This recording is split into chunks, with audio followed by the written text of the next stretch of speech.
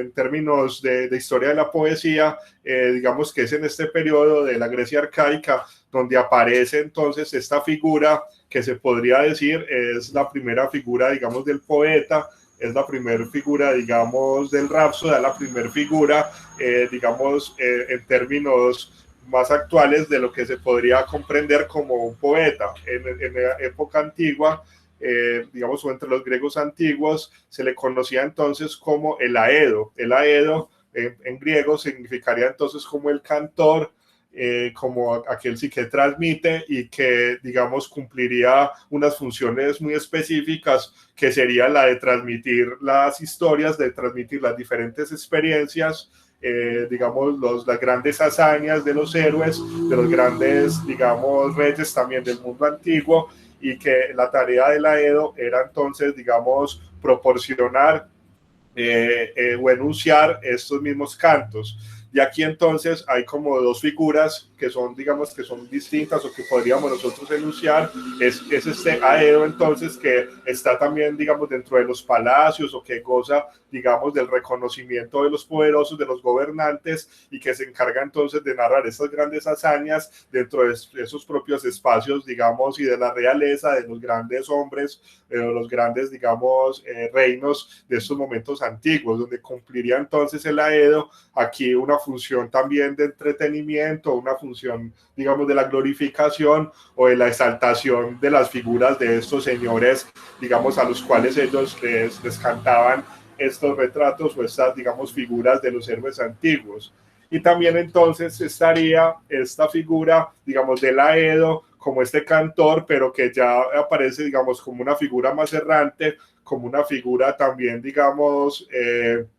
sí, como errabunda dentro de ese mundo antiguo, que ya no canta dentro de esos grandes palacios, o ya no canta dentro de estas grandes, digamos, instituciones, sino que cumple una labor más bien más social, una labor más comunicativa, y canta, digamos, o se expresa dentro de estos entornos públicos, y en los cuales se genera, digamos, un debate, y se genera también, digamos, una serie de intercambios con estos propios elementos. Digamos que dentro de esas dos figuras oscila entonces la representación de este Aedo, ¿cierto? Bueno, es Homero también, digamos, el primero que nos da cuenta de la figura del Aedo o de la importancia del Aedo dentro de su mundo, dentro de su propio contexto histórico. Es precisamente, digamos, en la Odisea, donde se pueden encontrar algunos pasajes, donde se pueden encontrar algunos esbozos de cuál es la función del Aedo, y digamos que es, digamos, Homero, como el padre de los poetas, es también el que canta, digamos, a esta figura de los Aedos, de estos poetas antiguos, y el que les da también, digamos, un lugar, y de los cuales también cumple, digamos, una propia función. Digamos que dentro de estos escenarios, es importante entonces concebir en el Aedo, o sea, casi que estas figuras de los Aedos duraron, digamos, casi más de 5 siglos, en los cuales se cumplían estas diferentes funciones. Entonces, bueno, esta figura del Aedo es una figura que se ha estudiado poco, es una figura de la que se tiene también, digamos, pocos conocimientos, ya que, digamos, que su forma de transmisión o de acercamiento a la poesía era, pues, a partir de la tradición oral, de las expresiones públicas, y no, digamos, que se presentaba más entonces una poética más en su dimensión musical, era específicamente lo que hacían los Aedos, y todavía no había aparecido, digamos, una forma de la escritura poética como tal, sino que todo se presentaba de manera oral a partir del canto.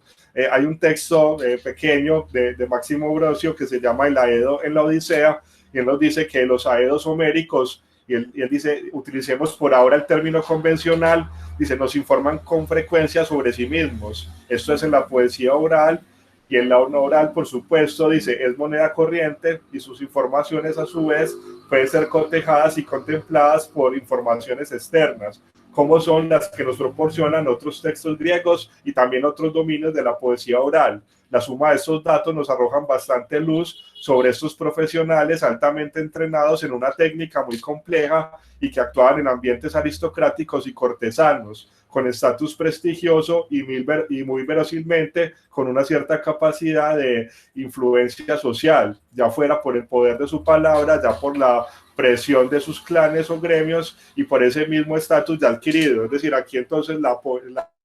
figura de los aedos o digamos esta primer esbozo de la dimensión poética aparece entonces también así como un arte oral, un arte de los espacios públicos en los cuales digamos que se narran entonces todos estos acontecimientos y estos digamos que también es un esbozo, un primer acercamiento que nos permite digamos también